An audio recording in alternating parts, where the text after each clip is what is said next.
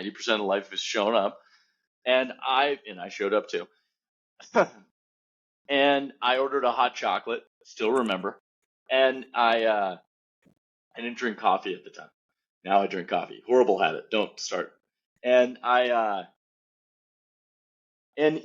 during that meeting, he said two things that were different than other companies. And one thing one other thing that was you could tell that he knew who he was, but also that he was willing to take advice, which is a good sign.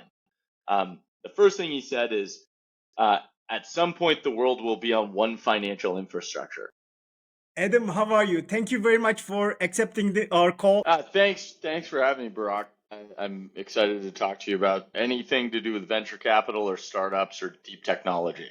I would like to ask you, if you could advise your younger self, would you suggest pursuing a venture capital right away or trying to first become the professional tennis player? Why? Great. So first, I'll give a quick intro. So I am the founder and managing director of Boost VC. Run the first check into deep tech startups. So we're a pre-seed deep tech venture fund. My investment career started, I was the first investor in Coinbase, Benchling, Amplitude. In my first 26 startups, I had about 20% of them become billion-dollar startups. But additionally, my great-grandfather was a venture capitalist, my grandfather was a venture capitalist, and my dad is a venture capitalist, as well as my sister and my brother. So I'm kind of in the family business. But my answer to you, so giving that context of having been around this for ever, I'm going to answer that question the same way that. Do you know who Kobe Bryant is or Michael Jordan, Sure. Basketball players? So there's one time that Kobe Bryant called up Michael Jordan, and he was asking about his daughter who was trying to play basketball, and he was saying, "Hey, Michael, she's 11, turning 12. Like at that age, what were you doing in order to become the greatest basketball player of all time?" And he said, and Michael Jordan said, "I don't know if I'm going to be much help here. I wanted to be a baseball player." And I think that's like what happens. Like you have to do a lot of little things in order to find the place where you thrive, and where you are sort of appreciated for your weirdness. My advice, I'd probably have a lot of advice for myself, like buy more Bitcoin. But other than like general funny historical things, I think I would mostly be just saying like go for it in everything. So like whatever it is, go for it all in. I never did great when it was like school where you have to be good at 7 different things. But when it was be good at one thing, I was very good at it. So if it was like all in on one thing. So tennis for me was an example of me going all in on one thing. And I got good at tennis, and that was a really big part of my life. So I think I would just say I would probably say like go for it in tennis, because I ended up taking a year off between high school and college. It became a very defining growth year for me personally. It was a big decision where I was taking a big chance on myself, and it turns out anytime you take a risk on yourself, it's worth it even if you fail. And so I've never considered that you're a failure. I think it would push me in the right direction, but I am not currently a professional tennis player, so in that way it didn't work out. I think I became very good at I became pretty good at a lot of things by going all in on one, and I think that was very useful for later in life. So I don't think I would have been as good if I just was like be good at venture capital. I don't think I would have been as good as I am if I hadn't tried myself at a couple other things first. Why did you stop playing tennis?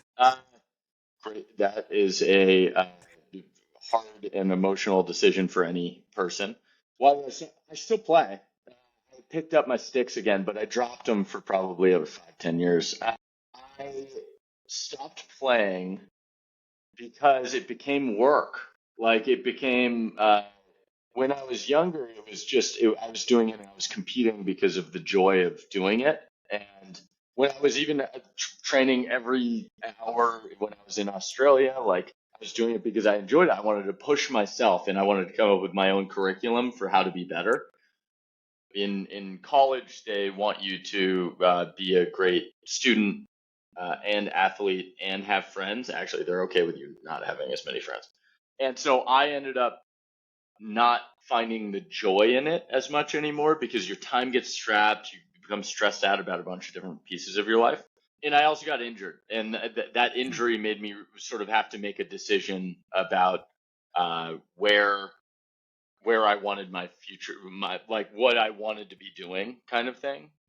And I was sort of enjoying exploring college more than I was enjoying specifically my career. You also started with entrepreneurship career before VC. Which one is enjoyable, being a VC or being an entrepreneurship? I mean, I think Boost VC is my startup still. So I still think of everything that we do strategically. I think about marketing. I think about like it's my organism in which I scratch my entrepreneurial itch, but I also am mostly. I mean, I'm on the venture side. I'm not going to pretend that like anyone who's taking a chance on themselves deserves the utmost respect as an entrepreneur. It's a long and difficult road.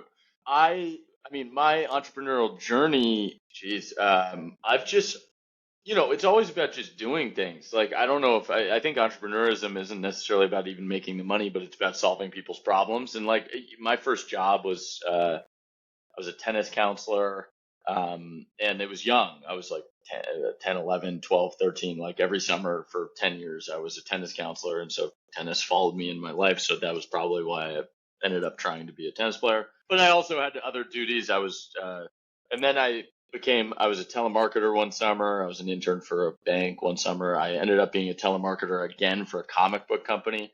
Comic books followed me throughout my life a lot too.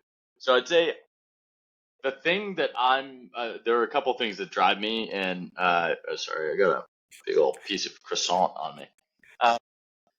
There are a couple things that drive me, and one of them I'm just like very, very curious about how the world works, and so I'm just constantly trying to figure out what the structure of the universe is, and that drives a lot of investments where it's just like, hey, I believe this, but the rest of the world believes this. Like, where could I be investing for that? And then and so I think which one's more joyful. I mean, my first real company was called Expert Financial. It was a secondary market for private securities, and that was where I learned that we made a lot of mistakes, but I learned you want to work with people you love, and like I loved working with those people. They were fantastic humans. I'm still friends with all of them. I was lucky to have an amazing team. They've all gone on to do amazing things individually. It was a good incubator of talent at Expert Financial, but the company itself didn't work. Boost VC was actually my iteration of essentially what I felt we were doing wrong there. The first thing that we launched at Boost VC was a crowdfunding website for early stage startups, and that what we realized was people weren't people wanted the first check. They wanted an investment. They didn't care about the crowdfunding service of it. They just wanted money. And we were like, well, we could solve that, and we could also build out a network and help them with experiential advice. And so my partner and I ended up moving from quickly pivoting from a crowdfunding website to a fund. And from there on, like we just kept doing this because it was something maybe we innately understood. We just really have always known that the founder is the hero, and we like helping them. People come into my office and they basically say, I believe this is the biggest problem that the world's ever seen. I'm going to spend the next 10 years trying to solve it. And like, I'm pretty optimistic because that's my entire job. Like all I do is I look at a founder who is telling me that the world is going to be better tomorrow because they are solving this problem. And I'm like, yes, do it. That sounds great. Like, yeah, and sometimes I can be useful. And so when I'm useful, we try to invest. You mentioned about the comic book, so I wanted to go back. If you could spend a day hanging out with any Marvel or a DC superhero, who would you choose and what would you do? It's a great question. So I'm I'll flip it on its head a little bit and just say like the creator Stan Lee is the guy I would want to hang out with. He passed away a couple years ago, but I was fortunate. I ended up getting to meet him, and it's sort of one of those serendipitous events where I was fundraising and I ran into someone who was on his foundation board. And I said, "Oh, that's crazy. Stan Lee he's one of two people I want to meet. It's on my list." And she said, "Well, you should probably hurry up. He's 94 or whatever." And I was like, "You're right." And I was like, "Could you help me?" And she's like, "Yeah, I can help you. He married us. We're great friends." Um, and she was like, first off, her name's Holly Cow, and she's like an incredible human because not many people follow through with stuff like that. And she set up this 2-hour lunch where it was me and I invited my dad, who also loves superheroes, to just hang with Stan Lee, and we just got to ask him all these crazy, awesome questions. So I admire sort of world creators, and I think Stan Lee is like the ultimate, like character and world creators. And and I think that's also why I love, venture capital. Like this person's coming into my office and is like, "Hey, my superpower is X, and I'm gonna use it for good to solve the biggest problem I think exists." And like I go, "Okay, that's great. Like that's fantastic. Like I want to be a part of that because I believe you. Like that's fantastic." So comic book wise, but if I had to choose, actual superhero, it would be a tie between Spider-Man and Iron Man, and I think Iron Man would be really fun. But Spider-Man, I grew up on Spider-Man, so like it's hard for me not to say Spider-Man. What Yeah, questions should you ask to Iron Man about being a superhero? I'd ask probably what drives him about being a superhero. What gets you to get up in the morning and put on that suit and go save people, right? Like there's some sort of battery power source. Who does he confide in? Like I would want to know like where his trusted network is of like people who he actually sort of trusts enough to know exactly who he is and like all that stuff. And then probably ask him a lot. He runs a really big company. I'd probably ask him a lot about questions around how Stark Industry is built, and just like how do you define the mission for a big company like that? How do you push that? I think he'd be pretty good at answering sort of like business guidance questions. So back to the investment topic. When you are evaluating the potential investments, do you rely on quantitative data or metrics or gut feel intuition? What factors drive your decision-making process? Yeah, so I think everyone uses. Okay, I'm gonna separate the two a little bit, but like I am a person investor, so I invest in people straight up. Like I am not technical, so I don't have. I have the ability to perceive the problems or the technology that someone describes to me, but I am not personally a developer or a builder, and I admire all who have like crafted their abilities around that. And so my job is actually not to test whether or not someone has a specific ability to build. My job is to trust that they can and believe them that they can, but also assess whether I believe that they believe they can. And so all my questions that I ask are really geared towards, do they know themselves well enough to build a great company? I think self-understanding is a really important part, an untold part of building a startup. And then also, do they default to movement? There's some people who are really good thinkers, but they aren't good doers, and you need a good healthy balance of the two. So I'm attempting to figure out those two pieces. Um, but does data drive any of my decision making? So I invest when the company is like two people and a dog, you know, like if super early, not they've maybe have an idea. Sometimes the idea changes a couple times even after we've invested. and, but in the question of whether or not data drives decision making, I would say where data is the most important to me is not about the data of whether or not the company's doing well. So whether or not there's a like metric growth of anything. But for me, a big part of it is, do I believe in the market they're building in? Like, do I believe that what they are building in is a very, very important market? To water. Okay, I believe water is important, right? Like water is an important thing. Do I believe that these people are asymmetrically built to build a water company? Maybe. And so, but the data for decision making for me is like trying to assess whether or not something's important or not. And I want to spend all my time. There are a lot of ways to make money in this world, like tons of ways to make money, and build great businesses. I believe everyone's got a good business in them. But where I want to spend my time are on businesses that I believe have a level of importance that it would impact the entire world if they succeeded. And there are a lot of businesses that don't hit that. And it's not that that's a worse company for it. It's that it's not for me. Like it's not in my useful or important bucket. And that's where I believe that I'm asymmetrically helpful also, because I'm really good when there's no roadmap. So I can help a company achieve certainty and clarity when there's no roadmap.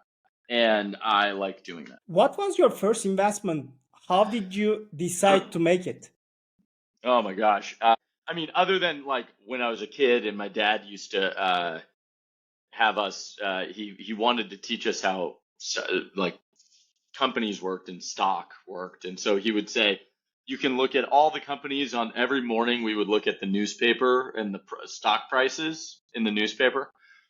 And he'd be like, okay, you get $5. I think it was $5 a month or $5 a week in order to buy any stock. And so we ended up starting to understand that stock was owning a piece of the company, and you were able to actually own a piece of the company. So that might have been my first real investing, where I started to fathom the idea of how companies worked. However, my first angel investment, where I made a conscious decision to invest in a very early stage company, was a company called Path. And it was a mobile photo sharing app, like Instagram. Actually, it was Path and Instagram at one point were sort of very in the competitive realm of one another. It was started by the guy, his name was Sean Fanning, who I admire very much because I spent so much time using his first product, which was called Napster. And it was a peer-to-peer file sharing service for music.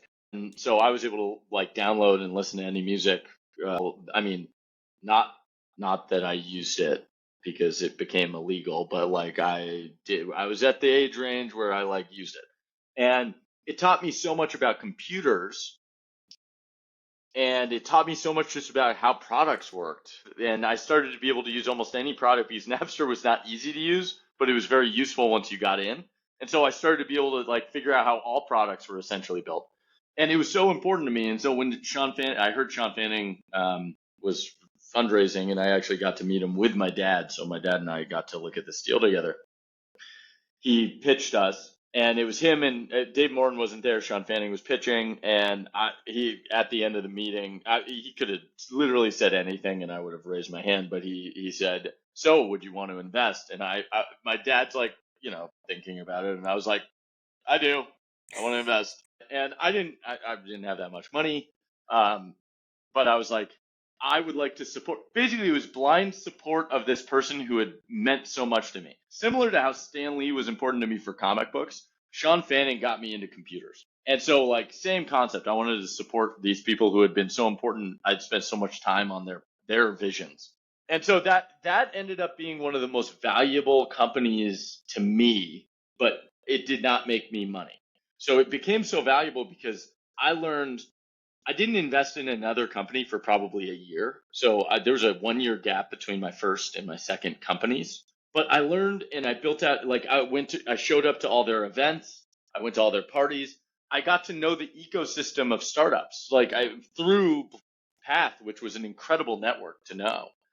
And I ended up being I met the founders of Lyft. I met a bunch of founders. I should have invested in Lyft. That would have been a good one.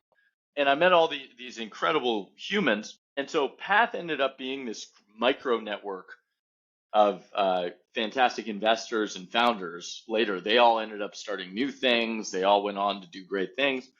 And I got to be a part of it just by investing a little money and meeting with them every once in a while. And I took the chance to I prioritized and made sure that I got to meet them, see them, talk to them anytime I could. And so that was a great learning experience for me about startups. Beside Lyft, can you share an example of an investment you passed on and regretted later? Yeah, okay. So I would say if you're going to be an angel investor or a VC, I think no regrets is the best mentality. Knowing and the way I think about it, I will give you one that I missed, but I don't like long-term regret, because you have to think it wasn't a part of my story. It was that one's not. It wasn't for me. That wasn't for me. Even though I saw it, I did. I would have loved it. That type of thing. There are a couple that were, I think I would have done. So Gusto, I would have done. Lyft, I would have done. There's one or two others that I probably would have done. And it was an element of Warren Buffett says, I've lost more money through omission. I didn't push hard enough to get into the deal, rather than I didn't think I wanted to do the deal. So I didn't push hard enough to get into the deal for those ones. The one where I should have blindly said yes was, so I did invest in Coinbase. However, but I didn't really know what Bitcoin was. I was making a bet on this great founder. And after I made the investment, Brian Armstrong called me. And by the way, I recommend every founder call their investor after they close their round, just to say, thank you for being a part of it. It closed, money's in the bank. It meant a lot. And he called me and he said, hey, we're closed. Fantastic. And I'm like, oh, congratulations.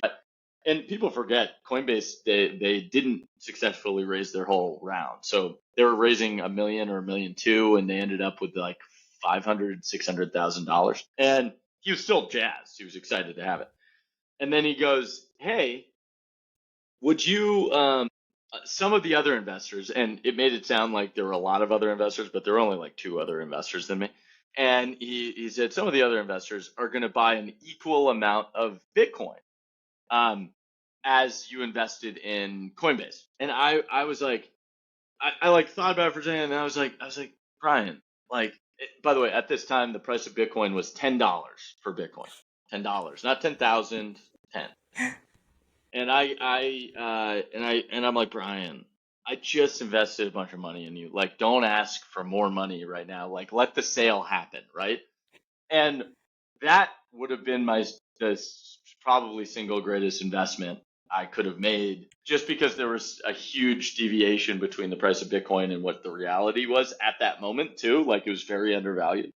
I think, but to the point of it wasn't a part of my story. I think if I had invested in that, I would have sold it at some point, rather than learning about how Bitcoin worked, getting excited about Bitcoin, doing the whole system. So I'm actually retroactively probably happy I did it. I didn't do it. However, yeah, if you hold. So Bitcoin, the problem with Bitcoin is you can always sell. But if I had held, that would have been the best investment of my career. Tell us about the first time you met with Brian for the Coinbase story. Yeah, so I've been very lucky. So if you think about it, so I try to put people back in my position about 12 years ago. I just failed a startup, so I wasn't it wasn't like I was doing amazing. We had just sort of sold our company for parts. It didn't do well, and I left. And I was sort of in between. I hadn't started Boost VC yet. I was sort of figuring out what I was doing, and so I started to reach out to a few startups. And there was a list of startups, and one of the items on it said Coinbase digital currency marketplace. And I didn't know what a digital currency was, and I didn't know that there were enough of them to have a marketplace. And so I was just curious, and so I was like, hey, I had invested, I think, in 1 or 2 other companies at this point. And I emailed Brian just cold, and I said, hey, I think we met, but I wanted to learn more about this digital currency marketplace that you're like building. I don't understand that. And so he shows up and we meet at a place called Red Rock in Mountain View, which I always give credit to because I ended up investing in 4 like billion-dollar companies out of Red Rock. In fact, I don't know why I meet anywhere other than Red Rock. I should just go to Red Rock. You should invest, And Red Rock. I know. Well, there was a moment I probably could have. I think it's. I don't know who it's owned by now, but maybe I should franchise it and bring it to San Mateo. Um, and I made. And so I talked. So Brian shows up. To his credit, he showed up to the meeting. 90% of life was showing up, and I showed up too. And I ordered a hot chocolate. Still remember. And I didn't drink coffee at the time. Now I drink coffee. Horrible habit. Don't start. And during that meeting, he said 2 things that were different than other companies. And one thing one other thing that was you could tell that he knew who he was, but also that he was willing to take advice, which is a good sign. The first thing he said is, at some point the world will be on one financial infrastructure. And so he didn't lead with, I'm starting a Bitcoin exchange. He didn't lead with, I'm doing a crypto NFT, whatever. He said, my goal is to build an infrastructure for the planet. That is my goal for finance. And I was like, oh, that's interesting. Why don't we have that? That seems like a good thing. And we have the internet, so we should have this. Like, this seems like a good thing. And so he got me sort of like, my brain started to go, oh, that's sort of cool. And then the next thing he said is, this could be a $1 trillion opportunity. And I was like, what? Like, I've never heard the word $1 trillion. Like, that's a big number. And he was wrong. Crypto is already a $2 trillion opportunity, so he was incorrect. But that was a wild concept. That was a weird thing. It rung in my ears weird. The thing that he did well that I think is undervalued also was, I was 26 and I had some experience because I'd started a company, but I hadn't succeeded. And I started to throw ideas at him. And, he took all the ideas and he thought about them and then he would respond. And it wasn't saying yes because he thought, hey, I'm an investor and I want to make sure this investor feels good about whatever it is. He would put it through and he'd be like, that won't work because I've tried it, basically. Or the one thing that he does sometimes credit is to say is like, I kept saying like, you need a co-founder. And he's like, I know. And that ended up being like an incredibly important part of the story of Coinbase, was like having Fred Ursham eventually. So I met Brian before there was a Fred. And then they went off and they built this great thing. I am very fortunate to be able to talk about like meeting Brian for the first time. He was the first one to ever tell me about Bitcoin. But in venture, like, look, the things I was good at was I was open to the idea of fundamental global change, right? Like, that was something I was open to, and a lot of people weren't open to that.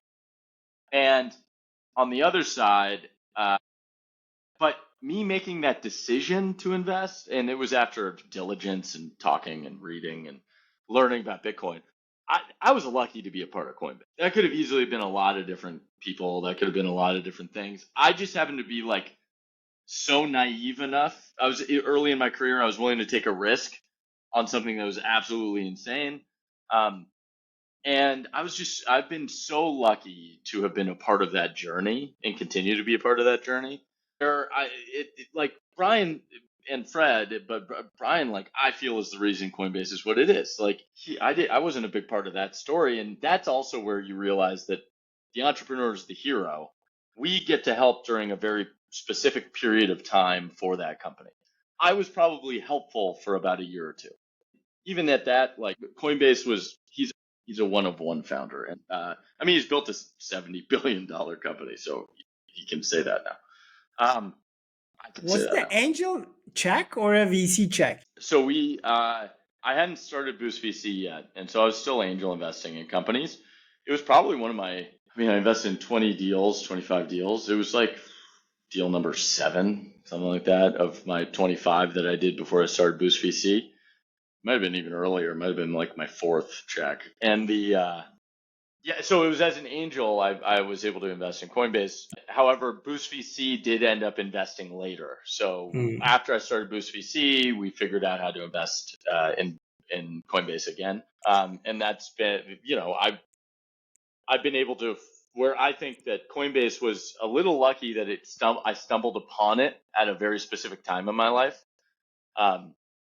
I believe that it was very high conviction of me to get obsessed with Bitcoin and then I've invested in like 150 crypto related startups at this point. And we've done well on some, and we've learned about the ecosystem. It helped me build a huge network. I'm so thankful for Brian and Coinbase just because it was sort of the starting point for me to like really find my path for what Boost VC became. Tim Draper invested after you have the angel check. Oh yeah, my dad was way after me. For the record, I brought it to him. I said you should do this deal. I think it's fascinating, and they ended up saying he was working at DFJ at the time, and it ended up not being a fit. Essentially, my dad did end up doing it at the B or the C, so like a little later. I mean, I'm giving credit. My dad is a notorious crypto person. I'm not gonna but Coinbase was me, so I'm happy about that. And they had done they actually had done a Bitcoin related company before I did Coinbase, but I did Coinbase. For the investment committees, is it better to get lots of partners to decide this investment decision, or do you trust in one person decision? Consensus kills everything. Okay, you want non-consensus, and you want partners around you who can think differently than you. I think I'm at a different, I think there's a beginning part of your investor career and a middle and an end. I'm sort of in the transition from beginning to middle. I think I'm at year 13, 14 of early stage investing. And I think I have another 30 years, something like that, of doing this. I feel like I can sort of maintain for another 30, 40 years. And I mean, my dad has, so my whole goal is to outlast him. So whatever it's going to take. And so I think that you want someone who wants to do the deal, but they don't want to do the deal because no one else wants to. They want to do the deal because they want to do the deal. And then the second qualifier is the person needs to know that they want to work with that investment for 10 years. You're getting married after 2 meetings, and you have to be pretty good on judgment of character to understand what that is. And so I think I'm at this point where what I'm assessing for is where am I the most helpful? Is okay, if it works, does it matter? So if what they're saying is going to work, does it matter? Can they execute on this? And if they can execute, does it fit our business model? And then there's an orb around that structure that is, do I want to work with this person for another 10 years? And do I think that would be valuable to me and them? And when I get through that, and whenever any of the people around the table get through that, that's a pretty good deal. That's a great deal. And we will write that check every time. I think when you start, we've learned that we lose a lot of money when we're all yeah, this makes sense. When everyone around the table is just sort of yeah, it's good. But when it's this is stupid, someone's saying this is stupid and someone's saying this is how the world's going, you want to be backing that deal. So you never want consensus. You always want I want this deal very, very badly. And you want someone to be fighting for it a bit. How do you balance supporting the founders while also providing the honest feedback? Well, I think supporting the founders is providing honest feedback. So the way we look at it at Boost, so you can look at it like a garden of flowers. You plant all these seeds, and some percentage of them are going to grow despite you, like weeds. They don't need your water. They don't need your sunlight. They don't need your food. They're going to succeed, and it has nothing to do with you. And you need to know that. Like, I think venture capitalists actually achieve their success for the wrong things often. You need to know that some of those things, like, you were lucky to be a part of those, right? Then there's this group that unfortunately won't work.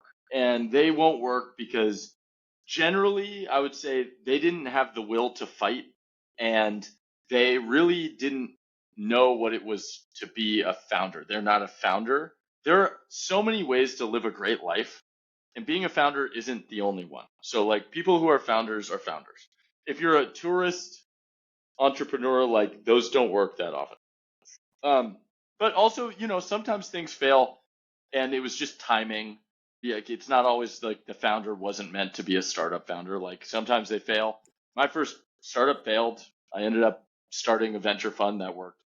And then there's this middle bucket, okay? And that's where we spend all of our time. And it's assessing which companies we can actually have an asymmetric, like, we can give an asymmetric advantage to.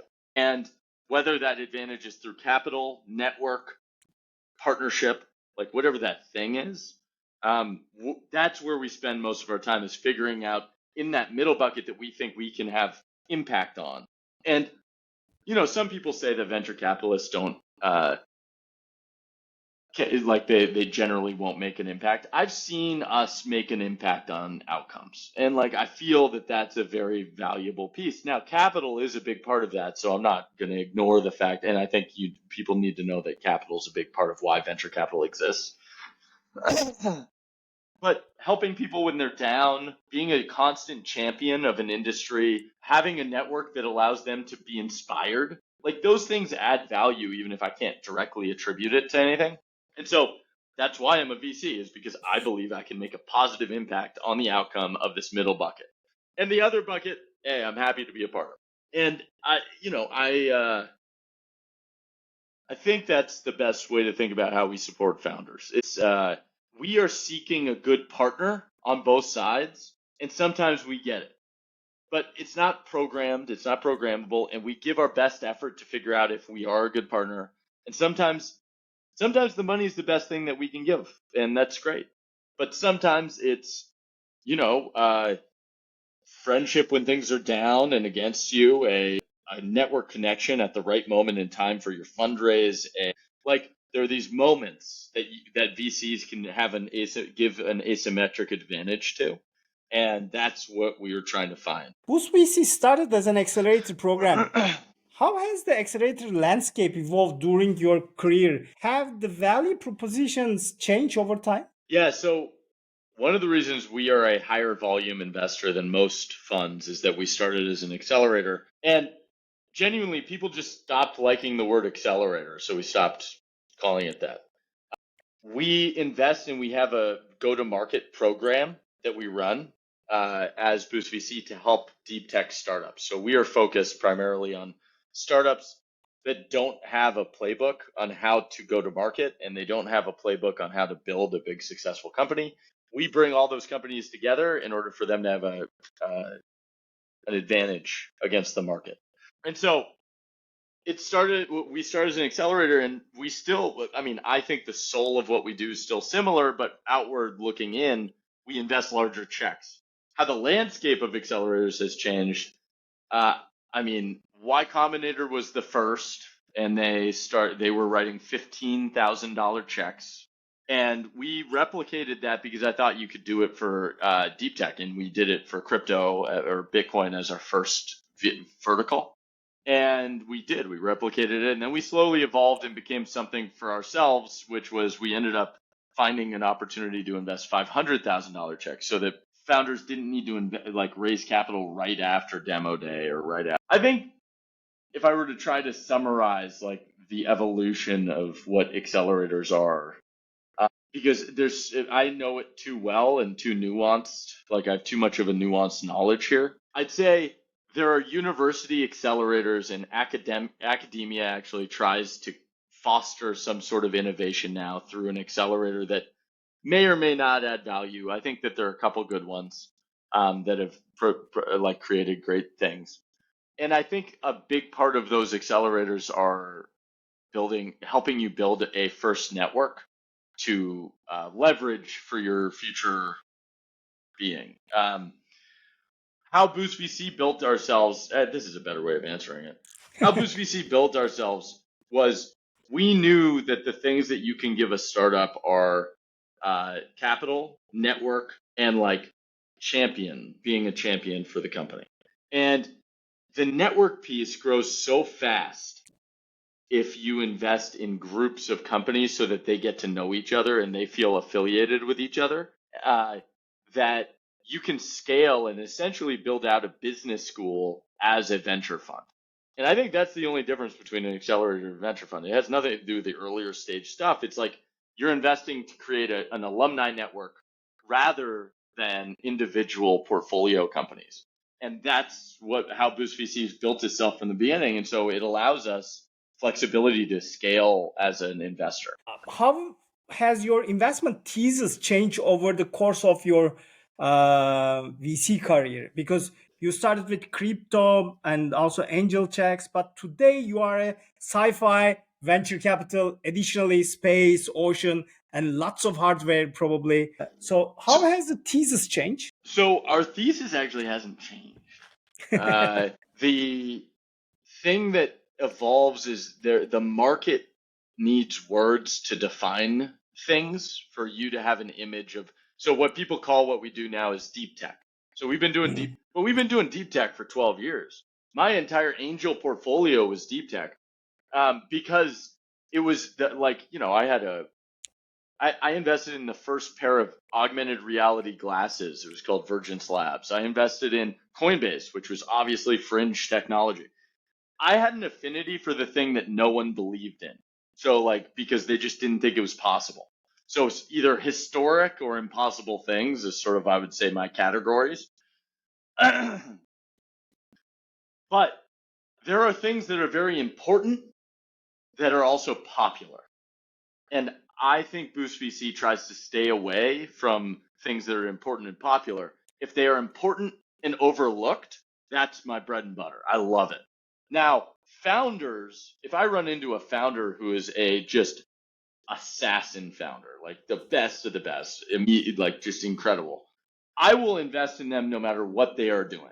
And so that's sort of my criteria. My criteria is this a no-brainer founder? If it's a no-brainer founder, I literally could care less. They could sell hot dogs. They could be selling, poodles. It doesn't matter to me because I know they're going to find their way and they are a one of founder.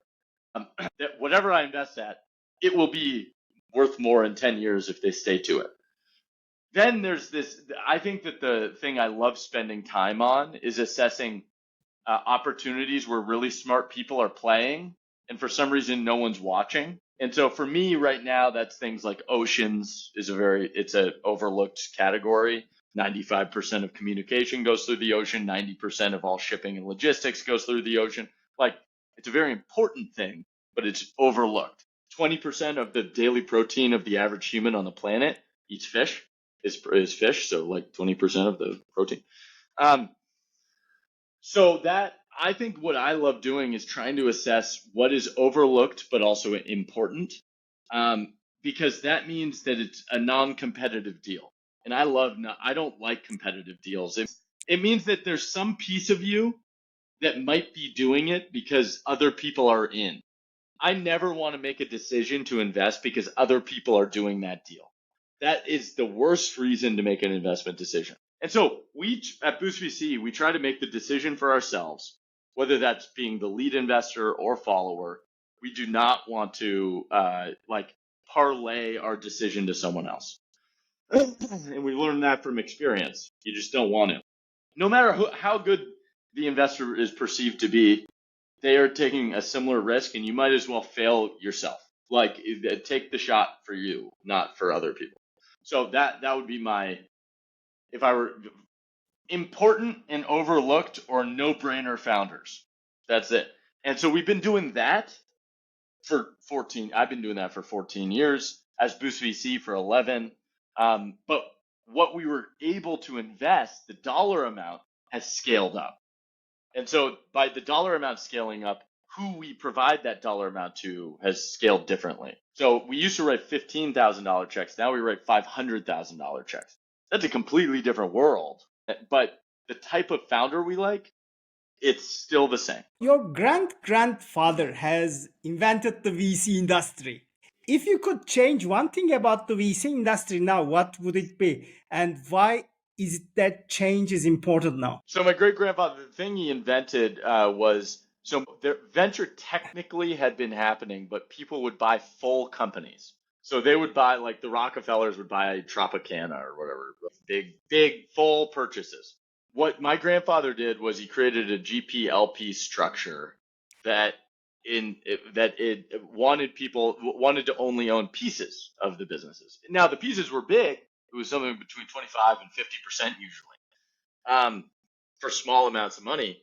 But that was the innovation that I think my family was able to sort of bestow. Someone said that to me recently, and that was the thing that clicked, was like venture capital had been done, but for smaller pieces it hadn't.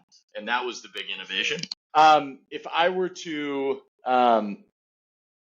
my job is to find market inefficiencies, right? Like my job is to find where there's opportunity to accelerate the growth of something that's important in the world, that other people are not looking at, so that I can benefit.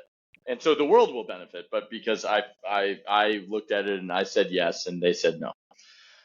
I think venture is going through an evolutionary change right now on it's almost being an institutionalized asset class, where there are efficiencies. There's market pricing, and so it makes it harder upstream. So later stage funds will have more difficulty, because early stage venture is about optimization of luck. So trying to figure out how to get lucky. Later stage is the optimization of access, to be able to get into a deal that because they already know which deals are the best 5 in the category. They're just trying to win the best deal in that category, at the later stage. So we're trying to figure out like who has the best shot at building an iconic company, but it's at the earliest stages. Anyone who has certainty at the earliest stages hasn't been doing venture very long. And so it's not that I want anything changed. I think it's more important just to understand the lay of the land. I actually like it because earlier stage, because it's optimization of luck and there's no certainty, it's still an art form, but we are competing with a lot more people now. And so the market gets flooded, people get lucky. It's a much more like founder, the powers in the founder's driver's seat. I wish that I could find a higher rate of great partner, and we find a great rate, but like I think true partnership is the scarce asset.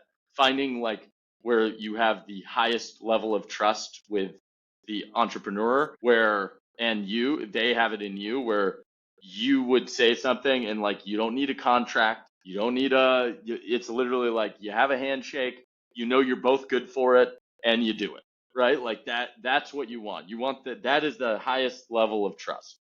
And so I don't know if there's anything specific I would change, is my real answer. Like I think why I chose this game to play is that it's competitive, it's long term, and it takes a creative thinking to figure out how to find and then do deals. And if I wanted to change something about the industry, I would change it. And what's really great is I keep doing it. And Boost VC, we've just been on the cutting edge of like, we were the first fund to ever focus on crypto. We were the first fund to define what deep tech was. We're always on the cutting edge of finding the gaps of innovation. And I think that that's like a secret power we have, where we just constantly are looking at the fringes of what people want. Where do you see the industry heading in next 5 to 10 years then? Where are the gaps in the market? Look, it's an asset class of human endeavor. So data will start to be used in different ways. I think there's that great quote that's like, once a measure becomes a target, once a unit of measurement becomes a target, it ceases to be a valuable use of measurement. So like, I think what ends up happening is like, there's going to be one or two funds that figure out how to use data to their advantage, but they'll understand actually why the data works, where everyone else will trying to do the how. Oh, great. One second.